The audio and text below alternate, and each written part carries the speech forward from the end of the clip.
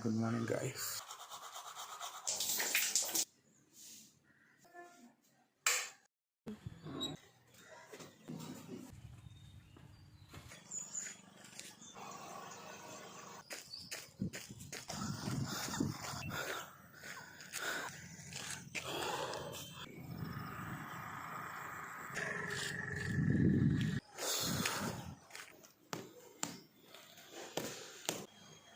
Cheers.